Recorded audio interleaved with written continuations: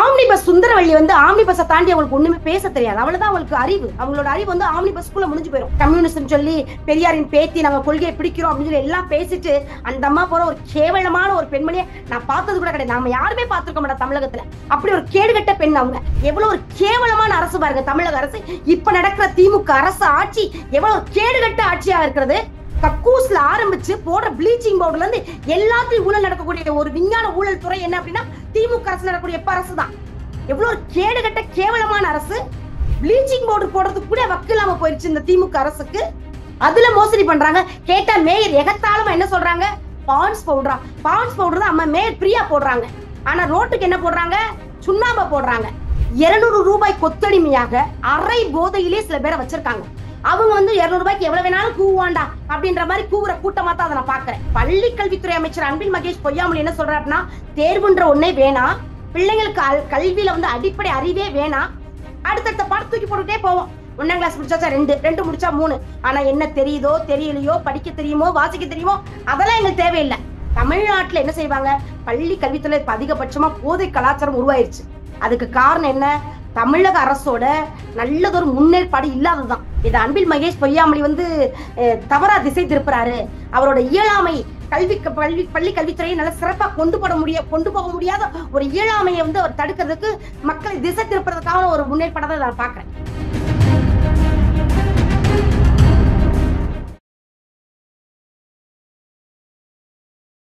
இளைய பாரதம் நேர்களுக்கு வணக்கம். இன்று நம்மோடு இணைந்திருக்கும் சிறப்பு விருந்தினர் பாஜகவின் மாநில மகளிர் அணி செயலாளர் திருமதி ஜெயமணி அவர்கள். வணக்கம்.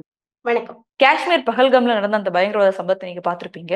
அதை தொடர்ந்து வந்து மல்லிகார்ஜுன் கார்கே அவர்கள் பேசும்போது சொல்றாங்க, அனைத்து கட்சி கூட்டத்துல வந்து பாஜக ஒத்துக்கொண்டது, தங்களுடைய பாதுகாப்பு வந்து சரியாக இல்லாதனால்தான் இந்த மாதிரி ஒரு விஷயம் நடந்துச்சு அப்படின்றத வந்து பாஜகவே ஒப்புக்கொண்டு விட்டது அப்படின்ற அவர் சொல்றாரு. அப்படி பார்க்கும்போது தமிழகத்தில் திருமாவளவன் அவர்கள் இருந்து பலரும் சொன்ன விஷயம் எப்படின்னா, ஆர்டிகல் 370 எடுத்துட்டோம் அப்படின்ட்டு மக்கள் வந்து பாஜகவை நம்பிதான் எல்லாரும் காஷ்மீருக்கு போறாங்க, இந்த உயிரெல்லாம் போறதுக்கு காரணம் பாஜக தான் அப்படின்றவங்க வச்ச கருத்து வந்து இங்க வந்து சாட்டிஸ்ஃபை பண்ற மாதிரி தானே இருக்குது. பகல்காம் தாக்குதல் வந்து நெஞ்சை உருக்கக்கூடிய ஒரு பயங்கரமான சம்பவம். அதை யாராலும் ஏத்துக்கவே முடியாத காரியம். ஆனாலும் கூட பாஜக தான் காரணம்னு எப்படி சொல்ல முடியும்? ஆர்டிகல் 370 எடுத்ததுக்கு அப்புறம் காஷ்மீர் வந்து உல்லாச பூமியாக ஒரு அமைதி பூங்காவாக ரொம்ப அமைதியா அழகா தான் இருந்துச்சு. ஆனா அங்க உள்ள மாநில முதல்வர் அவர்கள் எங்களுக்கு மத்திய அரசு கொடுக்கக்கூடிய எந்த ஒரு பாதுகாப்பும் தேவையில்லை, எங்க மாநில அரசின் பாதுகாப்பே போதுமானது, நாங்க நிறையவே பாதுகாப்பு கொடுத்திருக்கோம், அதனால நீங்க எதுவும் எங்களை டிஸ்டர்ப் பண்ண வேணாம், வர்ற மக்கள் கட்டாயமா நல்லா வந்துட்டு சந்தோஷமா போயிடுவாங்க அப்படின்னு அவர் சொன்ன ஒரு வார்த்தையை நம்பி, மாநில அரசு கூடிய ஒரு உத்தரவாதத்தை நம்பி இருந்திருக்கலாம். அதுக்காக பிஜேபி தான் அதுக்கு காரணம் எப்படி சொல்லிட முடியும்? காஷ்மீர் எந்த மாதிரியான ஒரு இடம் அப்படின்றதும் உள்துறை அமைச்சராக அமித்ஷா அவர்கள் இருக்காங்க, அஜித் தோவல் அவர்கள் இருக்காங்க அப்படின்னா உளவுத்துறை வந்து சரியாகவோ இன்டெலிஜென்ஸ் சரியாக செயல்பட்டு இருந்தா கண்டிப்பா இந்த மாதிரி ஒரு விஷயத்தை தடுத்திருக்கலாம் அப்படின்னு. ஏன்னா அதற்கு 2 நாட்கள் முன்னாடி தான் பாக்குறோம், மோடி அவர்களும் அந்த பகுதியில போய் ஸ்ரீநகர் அந்த பகுதியில ஒரு இனாகுரேஷன் ஃபங்க்ஷன் பண்றதா இருக்குது. சோ ஏதோ ஒரு நாள் அவரும் போகல அப்படின்றப்போ இந்த ஒரு விஷயத்துல வந்து ஒரு எக்ஸ்ட்ரா கேர் கொடுத்து பாத்துருக்கலாம் இல்லையா அப்படின்ற ஒரு கருத்தை சொல்றதுல என்ன தவறு இருக்கு ஒரு பக்கம். அண்ட் பாஜகவே அவங்க பக்கத்துல வந்து சில இது இருக்கு அப்படின்னா அவங்க மட்டும் இல்லாம பல எக்ஸ்பர்ட்ஸும் எக்ஸ் ஆர்மி அதான் சொல்றாங்க இல்லையா, பாஜக வந்து இன்னும் ஒரு கேர் எடுத்திருக்கலாம் அப்படின்ற ஒரு கருத்து இருக்கு இல்லையா. சோ பாஜக பக்கத்துலயும் தவறு இருக்கு, ஒரு தோல்வி இருக்குன்னு ஒத்துக்கலாம் இல்லையா? அப்படி சொல்லிடவே முடியாது ராமா. என்ன காரணம் அப்படின்னா, பாஜக இதுக்கு வந்து தோல்விக்கு காரணம், அவங்கதான் இதுக்கு காரணம் கண்டிப்பா சொல்ல முடியாது. பாஜக அரசா இருக்கட்டும், மோடிஜியோட அமைச்சர்கள் இன்னைக்கு வரைக்கும் பிரதம மந்திரி அவர் பதவியேற்ற காலங்கள்ல இந்தியா அப்படின்னாலே ஒரு மிக பிரம்மாண்டமா உலக மத்தியில வலம் வருது, நாடுகள் மத்தியில. அந்த அளவுக்கு எல்லையோட பாதுகாப்பு 33 தடவாளங்கள் அமைத்து நாட்டின் எல்லை பாதுகாப்பை உறுதிப்படுத்தக்கூடிய ஒரு அரசு தான் அது மோடிஜி சர்க்கார்ல மத்திய அரசு தான், நம்மளோட பிஜேபி அரசு. அந்த அளவுக்கு ஒரு அழகான ஒரு புண்ணிய பூமியாக இந்தியாவை மாற்றி மிகச்சிறந்த ஒரு ஆளுமையாக கொண்டு வந்திருக்கார் பாரத பிரதமர். ஆனா காஷ்மீர் மட்டும் விட்டுருவாரா? இதற்கு முன்னால் இருந்த காஷ்மீர் பயங்கரவாதத்தில் இருந்தப்ப காஷ்மீர் இருந்ததுக்கும் இப்ப காஷ்மீர் இருந்ததுக்கும் மிகப்பெரிய ஒரு மாற்றம். ரொம்ப ஒரு அமைதியான சுற்றுச்சூழல், மக்கள் வந்து விரும்பி போய் பார்க்கக்கூடிய ஒரு இடமாக மாற்றி வச்சிருக்காரு. அப்படிப்பட்ட இடத்துல அவரே தவறிழைப்பாங்களா? அந்த அரசே அவங்களை வந்து மக்களை வந்து வஞ்சிப்பாங்களா? செய்ய மாட்டாங்க. ஒரு சுந்தரவல்லி அவர்கள் முக்கியம். தீகாவை சேர்ந்த சுந்தரவல்லி அவர்கள் என்ன சொல்றாங்க அப்படின்னா, இதை பண்ணதே வந்து ராணுவம் தான், இதற்கு பாஜக தான் கைகோர்த்து பண்ணிச்சு அப்படின்ற ஒரு கருத்தை வந்து ராணுவ அதிகாரிகள் மேலதானே, ராணுவ படையினர் மேலதானே அவங்க ஒரு குற்றச்சாட்டை வைக்கிறாங்க. ஆம்னி பஸ் சுந்தரவள்ளி வந்து ஆம்னி பஸ்ஸை தாண்டி அவங்களுக்கு ஒண்ணுமே பேச தெரியாது. அவ்வளவுதான் அவங்களுக்கு அறிவு. அவங்களோட அறிவு வந்து ஆம்னி பஸ்க்குள்ள முடிஞ்சு போயிடும். அந்த அம்மாவோட வந்து பேச்சும், அந்த அம்மாவோட ஒரு சொல்றாங்க இல்லையா, மலேசிய தமிழர்கள் வந்து விரட்டி அடிச்ச மாதிரி இங்க அந்த அம்மா பேசுனதப்ப நம்ம தமிழர்களும் அவங்களை விரட்டி அடிச்சிருந்தாங்க அப்படின்னா நம்ம இவ்வளவு தூரம் பேசியிருக்க மாட்டாங்க. சாதாரணமா வந்து பிஜேபி அரசு தான் காரணம்னு சுந்தரவள்ளி வேணா கடந்து போயிடலாம். ஏன்னா அந்த அம்மாக்கு வந்து கம்யூனிசம் சொல்லி பெரியாரின் பேத்தி நாங்க கொள்கையை பிடிக்கிறோம் அப்படின்னு சொல்லி எல்லாம் பேசிட்டு அந்த அம்மா போற ஒரு கேவலமான ஒரு பெண்மணியை நான் பார்த்தது கூட கிடையாது. நாம யாருமே பார்த்திருக்க மாட்டோம் தமிழகத்துல. அப்படி ஒரு கேடுகட்ட பெண் அவங்க. ஏன்னா அவங்க வாட்டுக்கு வாய்க்கு வந்ததெல்லாம் வார்த்தைன்னு 6 நாள் வந்து திருமணமாகி இருந்த ஒரு பகல்காம் தாக்குல தேனிலவு கொண்டாட போன ஒரு தம்பதி தன்னோட கணவனை இழந்துட்டு அந்த பொண்ணு வந்திருக்கா அப்படின்னா பிஞ்சு அவளோட மனசு என்ன பாடுபட்டிருக்கும் அப்படின்றதோட இறுக்கம் வந்து மோடியோட முகத்திலையும் அமித்ஷாவோட முகத்திலையும் நீங்க பாத்திருப்பீங்க அப்படின்னு நினைக்கிறேன். அவர் வந்து அந்த நிகழ்ச்சியை முடிச்சுட்டு வந்து கொடியசைக்கிறார். அந்த கொடியசைக்கும் கூட முகம் எவ்வளவு இறுக்கமான முகமா இருந்தது. என்ன நடந்துருச்சு, நம்ம இருக்கையில நம்மளோட அரசின் கட்டுப்பாட்டுல ஒரு இந்தியா இயங்கிக்கிட்டு இருக்கல இப்படி ஒரு பகல்காம் தாக்குதல் நடந்து 27 பேர் இறக்கப்பட்டிருக்காங்க அப்படின்னா இதுக்கு நாம என்ன செஞ்சுட்டோம், இதுக்கு நம்ம என்ன பாதுகாப்பு கொடுக்கணும் அப்படின்ற அரசு மத்திய அரசு முனைப்போட செயல்படுது. எப்பயுமே ஒரு எங்க கிராமத்துல ஒரு பழமொழி உண்டு, களவான் பெருசா காப்பான் பெருசா அப்படின்னா களவான் தான் பெருசு. அவன் வந்து தீவிரவாதி வந்து எப்படி ஒரு உடையில வந்திருக்கான், ராணுவ உடையணிஞ்சு வந்திருக்கான். அவன் வந்தது வந்து தன்னை தாண்டி ஏதோ ஒரு ஊடுருவல்ல. ஏன் அங்க உள்ள மத்திய அரசே வருத்தப்பட்டிருக்கு, இதை எப்படி மன்னிப்பு கேட்பேன் அப்படின்னு அந்த முதல்வர் தெரியல அப்படின்னு புலம்புறாரு. அந்த அளவுக்கு மாநில அரசு கண்டிப்பா அவங்க மாநில அரசு புலம்பிருக்காங்க. என்ன சொல்லிருக்காங்க, அந்த முதல்வர் சொல்றாரு இதுக்கு நான் எப்படி மன்னிப்பு கேட்கறதுன்னு எனக்கு புரியல. இவர் மன்னிப்பு யாருக்கு தேவை, மத்திய அரசோட உடன்படிக்கையோட அவர் இணைந்து நீங்க எனக்கு பாதுகாப்பு கொடுங்கன்னு அவர் ரம்யமா பேசியிருந்தாரு அப்படின்னா கட்டாயம் மத்திய அரசு இன்னும் மேற்கொண்டு நிறைய தடவாளங்களை கொடுத்து எல்லை பாதுகாப்பை இன்னும் பலப்படுத்தியிருப்பாங்க. அப்ப மத்திய அரசுடன் மாநில அரசு இணைந்து செயல்படாத ஒருமித்த கருத்துல உள்ள போய் செயல்படாததுக்கு தான் முக்கிய காரணமா இருக்கும் நாங்க நினைக்கிறோம். நேற்று மேயர் பிரியா அவர்கள் வந்து ஒரு பொது இடத்துல போகும்போது அவங்க கிட்ட இந்த ப்ளீச்சிங் பவுடர் பத்தி ஒரு கேள்வி எழுப்பப்படும் போது அவங்க சொல்றாங்க அது ப்ளீச்சிங் பவுடர் தான், எல்லா இடத்துலயும் தான் போடுறோம், பின்ன என்ன பான்ஸ் பவுடரா போட முடியும், பான்ஸ் பவுடரா போடுறாங்கன்ற மாதிரி கேட்கறாங்க. இதுக்கு முன்னாடி இன்னும் ஒரு அமைச்சர் கிட்ட இந்த கேள்வி கேட்கும்போது அவர் தான் சொன்னாரு சுண்ணாம்பு போடுறாங்க அப்படின்னு சொல்லும்போது அவர் தான் சொன்னாரு ப்ளீச்சிங் பவுடரோட அந்த பொடி வந்து காசு ஜாஸ்தி, நாங்க எதுக்கு அந்த காசு கொடுத்து அதை வாங்கி நாங்க போட போறது, ப்ளீச்சிங் பவுடர் தான் அப்படின்றது. ஸோ அங்க ஒரு வாக்கு தக்கம் ஏற்படுது. அவங்க சொல்றாங்க நானே கையில எடுத்து ஸ்மெல் பண்ணி பார்த்தேன், இல்லை இதுக்கு மேல என்ன வேணும்னு கேட்கறாங்க, நீங்க எந்த தொலைக்காட்சி அப்படின்ற மாதிரி ஒரு கேள்வி எழுப்புறாங்க. சோ இந்த ஒரு விஷயத்தை நீங்க எப்படி பாக்குறீங்க நேற்று நடந்த இந்த சம்பவத்தை? நேற்று நடந்த சம்பவத்தை நானுமே பார்த்தேன். மேயர் பிரியா அவர்கள் அந்த செய்தியாளரை வந்து அந்த சகோதரர் வந்து மிரட்டுற தோணியில் நீங்க எந்த சேனல் அப்படின்னு கேட்கிறாங்க. எந்த சேனல் கேட்டு அதை முடக்கிறதுக்கான வேலையை தான் மேயர் பிரியா பாக்குன்ற அந்த கண்ணோட்டத்துல தான் அவங்க பார்த்தாங்க தவிர இல்ல அப்படி பார்த்தா பாஜகவினுடைய முன்னாள் மாநில தலைவராக இருந்த அண்ணாமலை அவர்களும் பல முறை வந்து நீங்க எந்த தொலைக்காட்சி எந்த பேப்பர்னு சொல்லுங்க, நீங்க முதல்ல சொல்லுங்க அப்படின்ட்டு அவரும் ஸ்ட்ரெஸ் பண்ணி கேட்டிருக்காரு இல்லையா? சோ அவரும் மத்திய அரசு மூலமா அதை முடக்க பாக்குறாருன்னு எடுத்துக்கலாம். அப்படி எப்படி சொல்ல முடியும்? அவர் வந்து அண்ணாமலைஜி வந்து தவறான காரியத்தை குற்றச்சாட்டை முன்வைக்கும் போது அந்த காரியத்தை கேட்கவே இல்லை. மக்களுக்கு அநீதி இழைக்கிறத வெளியே சொல்லாத சேனல் வேணா அப்படி சொல்லியிருப்பாரே தவிர இந்த காரியம் இவங்க செஞ்சது என்ன, அவங்க தவிர தன் பக்கம் இருக்க தவற சுட்டி காமிக்கும் போது இல்லைன்னு பிரதிபலிக்கிறதா இப்போ இதோட முக்கிய நோக்கமா பாக்குறோம். அண்ணாமலைஜி சொன்னது சொன்னாரு, நல்லது ஒரு விஷயத்த முன்னேற்பாட மறைக்கிற தொலைக்காட்சி வேணா கேட்டுக்கலாமே தவிர பிரியா அப்படியா செஞ்சாங்க? சுண்ணாம்பு தாங்க, உண்மையிலே சுண்ணாம்பு மைதா எவ்வளவு ஒரு கேவலமான அரசு பாருங்க தமிழக அரசு. இப்ப நடக்கிற திமுக அரசு ஆட்சி எவ்வளவு கேடுகட்ட ஆட்சியா இருக்கிறது. கிராமந்தோறும் எங்களோட சிவகங்கை மாவட்டத்துல கூட நிறைய இடங்கள்ல நான் களத்துல பார்த்திருக்கேன். நானே கேட்டிருக்கேன் என்னமா பவுடர் போடுறீங்க அப்படின்னு. சுண்ணாம்பு, ஒரு நாள் மைதா, இதெல்லாம் நடக்குதுங்க. கக்கூஸ்ல ஆரம்பிச்சு போடுற ப்ளீச்சிங் பவுடர்ல இருந்து எல்லாத்தையும் ஊழல் நடக்கக்கூடிய ஒரு விஞ்ஞான ஊழல் துறை என்ன அப்படின்னா திமுக அரசு நடக்கக்கூடிய அரசு தான். எவ்வளவு ஒரு கேடுகட்ட கேவலமான அரசு. மக்களுக்கு எதற்காக ப்ளீச்சிங் பவுடர் போடுறோம்? நோய் தொற்றுக்கு இனிமேல் தொற்றிடக்கூடாது, சமுதாயத்துல இருக்க மக்களுக்கு நல்லதொரு உடல் ஆரோக்கியத்தோட அவங்க பயணம் பண்ணணும், தெருக்களை வந்து கிருமிகள் அண்டக்கூடாது அப்படின்னு நல்ல சிந்தையோட உயர்ந்த நோக்கத்தோட போடுற பவுடர் தான் ப்ளீச்சிங் பவுடர். அதுலயே அங்க மோசடி பண்ணுவாங்க. எவ்வளவு ஒரு கேவலமான கேடுகட்ட திமுக அரசு இது. அந்தந்த வட்ட செயலாளர்கள், மாநில செயலாளர்கள், மாவட்ட செயலாளர்கள் என்ன செய்யறாங்க அப்படின்னா எதுலலாம் கமிஷன் அடிக்க முடியும், எதெல்லாம் சுருக்குனா நமக்கு நல்லா இருக்கும் அப்படின்னு அதெல்லாம் பாத்ரூம்ல ஆரம்பிச்சு 10 ரூபாய்க்கு 10 ரூபாய் ஒரு ரெஸ்ட் ரூம் போனா, ஒரு யூரின் பாஸ் பண்ண போறோம், ஒரு சிறுநீர் கழிக்க போறாங்க ஒரு நபர் அப்படின்னா பொது கழிப்பறைக்கு 10 ரூபாய் கொடுக்க வேண்டியது இருக்கு. இது எவ்வளவு ஒரு கேடுகட்ட அவலமான நிலை. சரி, அதுல போடுற ப்ளீச்சிங் பவுடர் எல்லாரும் யூஸ் பண்ற பொது இடங்கள்ல சுத்தமான ஒரு ப்ளீச்சிங் பவுடர் போடுறதுக்கு கூட வக்கு இல்லாம போயிருச்சு இந்த திமுக அரசுக்கு. அதுல மோசடி பண்றாங்க. கேட்டா மேயர் எகத்தாளமா என்ன சொல்றாங்க, பான்ஸ் பவுடரா, பான்ஸ் பவுடர் தான் அம்மா மேயர் பிரியா போடுறாங்க. ஆனா ரோட்டுக்கு என்ன போடுறாங்க, சுண்ணாம்பை போடுறாங்க. அப்ப அந்த ஒரு சகோதரர் கேட்டதுல எந்த தவறும் இல்லை.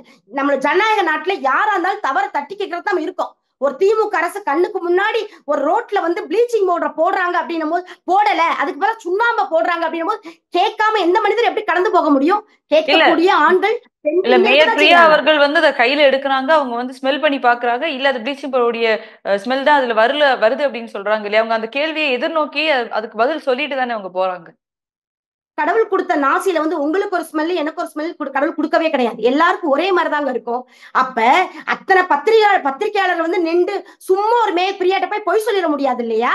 அவங்களா பொய் சொல்லலாம், தன்னை மெய்ப்பிக்கிறதுக்காக அவங்க கடந்து போகலாம். ஆனா பத்திரிகையாளர் சொல்றது கட்டாயம் பொய்யா இருக்காது. அவங்க ஸ்மெல் பண்ணி பாக்குறதுக்கு ப்ளீச்சிங் பவுடர் இருந்தா எதுக்கு ஒரு சும்மா ஒரு குற்றச்சாட்டை முன் வச்சுட்டு நீங்க ஆய்வுக்கு எடுத்துட்டு போங்க சொல்றாரு. அதை கவனிச்சீங்களா?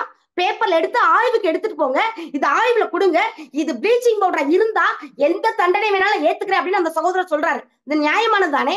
அப்ப அது ப்ளீச்சிங் பவுடர் இருந்துச்சு அப்படின்னா மேயர் பிரியா அவர்கள் அதை கையில வாங்கிட்டு போய் ஆய்வுக்கு கொடுத்திருக்கணும், நிரூபிச்சிருக்கணும். அதுதான் நல்ல ஒரு மேயருக்கு அழகு. அதை விட்டுட்டு அது பான்ஸ் பவுடரான்னு எகத்தாளமா பேசுறது எந்த விதத்துல நியாயம்? மக்களோட வரிப்பணத்திலையும் திமுக பொறுப்பு கொடுத்திருக்குன்ற ஒரு எகத்தாளத்தையும் பேசுற இந்த அம்மாவுக்கு தக்க பாடம் தமிழக மக்கள் புகட்டுவாங்க. கட்டாயம் திமுக அரசு மண்ணை கவ்வும். திமுகவுடைய மாவட்ட செயலாளர் கூட்டத்துல வந்து அவங்க சார்பில் பேசும்போது சொல்றாங்க, இடி இந்த மாதிரி எல்லாம் எவ்வளவுதான் எங்களை மிரட்ட பார்த்தாலும் சட்டப்பூர்வமாக அதை நாங்க சந்திச்சு வெல்வோம் அப்படின்றது வந்து சொல்லியிருக்காரு. சட்டப்பூர்வமாக வெல்றது வந்து செந்தில் பாலாஜி விஷயத்திலே பார்த்தோம் நினைக்கிறேன் நான். ஏன்னா நம்மளோட நீதியரசரை கேட்டாரு, இன்னுமா நீங்க அமைச்சர் பதவியில தொடரணும் அப்படின்னு சொல்லி அசிங்கப்பட்ட வந்த மாதிரி அடுத்தடுத்து அசிங்கப்பட்டே வர வேண்டியதான். நாங்க வந்து சட்டத்தின் வழியா வெல்லுவோம் அப்படின்னு சொல்லிட்டு அடுத்தடுத்து குற்றங்களை செய்யாம பார்ப்போம், நாங்க எங்க அமைச்சரை தட்டி கேட்டு அவங்களை செய்யாதீங்க, அடுத்து ஊழல் பண்ணாதீங்க அப்படின்னு சொல்லுவோம்னு ஒரு அமைச்சர் வந்து பதில் வரல. ஒரு அமைச்சர் வந்து பதில் வரல, முதலமைச்சர் சொல்லவும் இல்லை. அவர் என்ன சொல்றாரு? நாங்க சட்டத்தை நாங்க என்ன வேணாலும் செய்வோம், திருப்பி வந்து நீதிமன்றத்தை போய் அணுகி எங்களுக்கு தேவையானதை வாங்கிட்டு வந்துருவோம். எப்படி செந்தில் பாலாஜி வழக்குல 900 பேர் மேல வழக்கு போட்டு 50 வருஷத்துக்கு நீடிச்சு அந்த வழக்கை கொண்டு போயிருவோன்னு ஏமாத்துற மாதிரியா இப்படி தப்பிச்சுக்கலாம் நினைக்கிறாங்க. தமிழக மக்கள் தெளிவானவங்க, விழிப்பானவங்க. அவங்களுக்கு தெரியும் உங்களோட கபட நாடகம் என்ன அப்படின்னு. நீங்க என்னதான் சட்டத்தின் முன்னாடி நீங்க பல அவதூறுகளை மூடி மறைச்சிட்டு வந்தாலும் மக்கள் மன்றத்துல உங்களுக்கு கட்டாயம் நியாயம் வழங்கப்படும், உங்களுக்கு தக்க தண்டனை வழங்கப்படும். அதே மாதிரி பொன்முடி அவர்களுடைய அவரும் வந்து அவருடைய அமைச்சர் பதவி இந்த இலாக்கை வந்து ரிசைன் பண்ணியிருக்காரு. ஸோ நேற்று வந்து ஒரு இடத்துல நம்ம பார்க்கிறோம், பொன்முடி அவர்களை சேர்ந்து வந்து பலரும் நடந்து வராங்க. அப்போ அவங்க சொல்றாங்க, ஊழல் எதுவுமே கொடுக்காத, ஒரு காசு கூட வந்து ஊழல் பண்ணாத ஒரு தலைவர் தான் பொன்முடி அவர்கள் அப்படின்ற ஒரு கோஷத்தை எழுப்பிட்டு வந்து வராங்க. இதற்கு வந்து பார்க்கிறோம் பாஜக பலரும் வந்து இதற்கு ஒரு எதிர்வினையான கருத்தை வந்து முன்வைக்கிறாங்க. எப்பயுமே தமிழகத்துல வந்து திமுக அரசு என்ன செய்யுது அப்படின்னா, அவர்களுக்கான ஒரு கூட்டத்தை கூட்டி 200 ரூபாய் கொத்தடிமையாக அரை போதையிலே சில பேரை வச்சிருக்காங்க. அவங்க வந்து 200 ரூபாய்க்கு எவ்வளவு வேணாலும் கூவாண்டா அப்படின்ற மாதிரி கூவுற கூட்டமா தான் அதை நான் பாக்குறேன். அவங்களுக்கான ஒரு கொத்தடிமை கூட்டத்தை ஏற்படுத்தி வச்சு அவங்களுக்கான பக்க பலத்தை உருவாக்கி கஞ்சா விற்கிறதுக்கும், சாராயம் விற்கிறதுக்கும், கள்ளச்சாராயம் விற்கிறதுக்கும், டாஸ்மார்க்கில் 10 ரூபாய் அதிகமா விற்கிறதுக்கும் அப்படின்னு ஒரு திமுக ஒரு கூட்டத்தை ஒரு படையை ஏற்படுத்தி அந்தந்த குறுநில மன்னர்கள் மாதிரி மாவட்டத்துல வச்சிருக்காங்க இல்லையா? அப்படிப்பட்ட ஆள்கள் கூவுறதெல்லாம் பெருசா எடுத்துக்க முடியாது. தமிழக மக்கள் எப்பயுமே பொன்முடி அவர்கள் என்ன செஞ்சிருக்காரு, அவர் வந்து ஊழலே பண்ணல அப்படின்னு தமிழக மக்கள் தானே நியாயம் தீர்க்கணும். மக்கள் தீர்ப்பு தான் மகேஷன் தீர்ப்பு, நீதிமன்றம் சொல்லணும். அப்படி பார்க்கும்போது மிகப்பெரிய ஊழல்வாதி, அதை காட்டி ஒரு மோசமான 4ஆம் கட்ட பேச்சாளர், அமைச்சரவை பதவியிலே ஒரு தொடர்ந்து பொறுப்பு வகிக்க முடியாத ஒரு கேவலமான ஒரு அமைச்சராகத்தான் நாங்க பார்க்கிறோம். இப்ப நீங்க சொல்ற 2 இது வந்து மக்களுடைய தீர்ப்பும் அதே மாதிரி கோர்ட் அப்படின்னு சொல்றீங்க. பொன்முடி அவரோட கேஸை சுப்ரீம் கோர்ட் தான் ஸ்டே பண்ணி வச்சிருக்கு. ஸோ கோர்ட் வந்து இந்த ஒரு தீர்ப்பை கொடுத்திருக்கு. ஸோ அவர் வந்து ஜெயிலுக்கு போக வேண்டிய தேவை வரல. ஸோ கோர்ட் தான் அதை கொடுத்துருக்குன்றது ஒரு பக்கம். இன்னொரு பக்கம் வந்து மக்களுடைய தீர்ப்பு அப்படின்னு எடுத்துக்கிட்டா, இன்னைக்கு தான் இந்த வைஷ்ணவர்கள் சிவபக்தர்கள் பத்தி அவர் பேசினது. இதுக்கு முன்னாடியே வந்து பெண்களை இதே மாதிரி பெண்களையும் இந்த விஷயத்துல இழிவுபடுத்தி பேசுறாரு அப்படின்னு எடுத்துக்கிட்டாலும், இதுக்கு முன்னாடியும் 1000 ரூபாய் கொடுத்தது, ஓசின்னு சொன்னது, பெண்களை வந்து இதுக்கு முன்னாடியும் அவர் தரம் குறைவாக வந்து நடத்தியிருக்காரு, அந்த மாதிரியான வார்த்தைகளும் பேசியிருக்காரு. அப்படின்றப்போ அதன் பிறகுதானே திமுகவும் சரி, திமுக ஆட்சியிலே வந்து 40க்கு 40 பாராளுமன்ற தொகுதியை வந்து வெற்றி பெறாங்க. சோ மக்களுடைய தீர்ப்பு அதான் இருக்கு. என்னதான் பண்ணாலும் ஒருவேளை திமுக தான் நல்ல ஆட்சியை கொடுக்குதுன்னு நினைக்கிறாங்க. தேர்தல் காலம் ரொம்ப நெருங்கிடுச்சு இல்லையா, பக்கத்துல வந்துருச்சு. அப்ப திமுக அரசு என்ன கையில எடுப்பாங்க அப்படின்னா, தான் நல்லவங்க, பசுத்தோல் போர்த்திய புலி போல தாங்க நல்லவங்க அப்படின்னு மக்கள் முன்னாடி மெய்ப்பிக்கத்தான் விரும்புவாங்களே தவிர, இந்த பொன்முடி அவர்களோட விஷயத்துல அப்படிதான் பாக்குறேன். என்ன நடந்துச்சு அப்படின்னா, இதுவரைக்கும் பேசினப்பெல்லாம் பெருசா திமுக அரசு கண்டுக்கல. அம்மையார் கனிமொழி அவர்கள் எந்த ஸ்டேட்மெண்ட் கொடுக்கல, வாய் வழியா எந்த கண்டனமும் தெரிவிக்கல. ஆனா ஓராண்டு காலம் தான் இருக்கு தேர்தலுக்கு.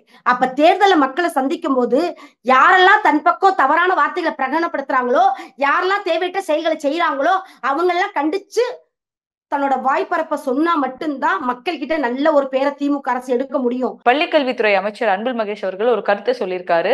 5ஆம் வகுப்பு 8ஆம் வகுப்பு மாணவர்களுக்கு எல்லாம் எதுக்கு இந்த வயசுல வந்து ஃபெயில் அப்படின்ற ஒண்ணு போடணும், 10, 12 தானே நம்ம அந்த விஷயத்த பண்ணோம், 10, 11, 12ல சின்ன வயசுல இப்படி ஒரு சுமையை வந்து கொடுக்கறது சரியா அப்படின்னு கேட்டிருக்காரு. இதனால்தான் நாங்க வந்து மத்திய அரசுடைய பாடத்திட்டத்தை நாங்க ஏற்கல அப்படின்ற ஒரு கருத்தை முன் வச்சிருக்காரு. அன்பில் மகேஷ் பொய்யாமொழி என்ன சொல்றாரு அப்படின்னா, ஆட தெரியாதவனுக்கு தெருக்கோணல் அப்படின்னு சொன்னாலாம் அந்த கதையா இருக்கு. பள்ளி கல்வித்துறையை தமிழகத்துல இங்க சிறப்பா அவரால் நடத்த முடியல. அதற்கு என்ன காரணம் அப்படின்னும் போது, சின்ன பிள்ளைங்களை வந்து ஃபெயில் ஆக்குறது பாவம், அதனாலதான் அந்த பள்ளி கல்வி முறையை நாங்க ஏத்துக்கல, மத்திய அரசு தர திட்டத்தை நாங்க ஏத்துக்கல அப்படின்னு சொல்றது ஏற்புடையதான விஷயம் கிடையவே கிடையாது. சிறு வயதுல இருந்தே, பள்ளி பிராயத்துல இருந்தே அவங்களுக்கு நிறைய விஷயங்கள் நல்லது நன்மையும் கெட்டதும் தெரியணும். நம்மளோட கத்துக்கிற கல்வி வந்து எந்த அளவுக்கு முக்கியம், நம்மளோட வாழ்வியலோட அது எவ்வளவு தூரம் ஒத்து போகும் அப்படின்றத சிறு குழந்தையிலே அவங்களுக்கு தெரிஞ்சுக்கணும், நல்ல விதமா புரிஞ்சு படிக்கணும் அப்படின்றதுக்காக தான் தேர்வு அப்படின்ற ஒன்னையே உருவாக்குனாங்க. அப்ப தேர்வு இருந்தா மட்டும்தான் பிள்ளைங்களால என்ன விதமான கல்வியை முன்னெடுக்கணும், எப்படி படிக்கணும், எந்த முறையில தேர்வு எதிர்கொள்ளும் போது என்ன விதமான மன உறுதி நமக்கு இருக்கணும் அப்படின்ற ஒரு விஷயங்கள்லாம் பிள்ளைங்களுக்கு அடித்தளத்திலேயே உருவாகும். அதற்காக தான் 1ஆம் கிளாஸ்ல இருந்து ஆரம்பிக்கும் போது பிள்ளைங்களுக்கு தேர்வு வைக்க ஆரம்பிச்சிடறோம். தேர்வு எதிர்கொள்ளும் போதுதான் வாழ்க்கையோட போராட்டத்துக்கு அந்த ஒத்து போகக்கூடிய மன வலிமை நமக்கு உண்டாகும்.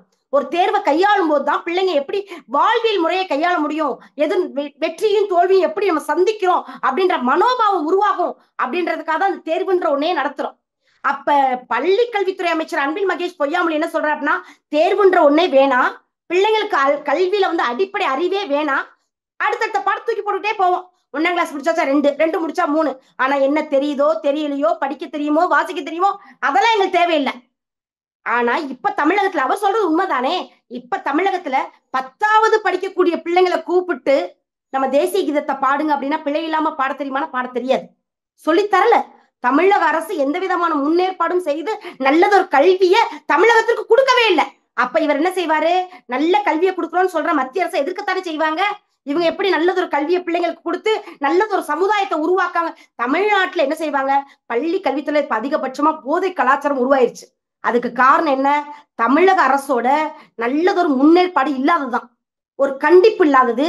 ஆசிரியர்கள் வந்து நல்ல அவங்களுக்கு முதல் நல்ல ஒரு பெரிய பாடங்களை திட்டத்தை எப்படி எல்லாம் சொல்லி தரலாம், பிள்ளைகளுக்கு எந்த விதமான அவர் வந்து ஸ்கூல்ல எந்த ஒரு வகுப்புலையும் தேர்வு இருக்கக்கூடாது அப்படின்னு சொல்லலையா. 5ஆம் வகுப்பு 8ஆம் வகுப்பு அப்படின்றது சின்ன வயசு, 5ஆம் கிளாஸ் அப்படின்றதெல்லாம். சோ அப்பவே நீ தோத்துட்டு அப்படின்ற ஒரு தோல்வி நினைப்பா. ஏன்னா நம்ம சின்ன வயசுலேயே பாக்குறோம், ஏதோ ஒரு காம்படிஷன் நடக்குது அப்படின்னா சும்மா ஒரு கன்சலேஷன் பிரைஸ், ஜாயின் பண்ணதுக்கு ஒரு பார்ட்டிசிபேஷன் சர்டிபிகேட் அப்படின்னு கொடுக்குறது அவங்களை ஊக்குவிக்கிறது தான். அப்படின்னு இருக்கும்போது நீ வந்து ஃபெயில் ஆயிட்டு அப்படின்றது அந்த வயசுல சொல்றது சரியா இருக்காது. சோ பெற்றோர்கள் தான் இதை தட்டி கேட்கணும் அப்படின்னு சொல்லியிருக்காரு. அதுல என்ன பெருசா ஒரு பிரச்சனை இருக்குது. விளையும் பயிர் முளையிலே தெரியும். சிறு பிராயத்திலிருந்தே பள்ளி பருவத்திலேயே வெற்றியும் தோல்வியும் பிள்ளைங்க வந்து சந்திக்க கத்துக்கிடணும். அப்பதான் அவங்க கல்வியில ஆர்வத்தோட நம்ம தோத்து விடக் கூடாது, இந்த வெற்றியை வந்து நம்ம சிறப்பா கொண்டாடணும், நம்ம நல்ல வாழ்க்கையில முன்னேறணும் அப்படின்ற ஒரு முன்னேற்பதற்காக அவங்க படிப்பாங்க.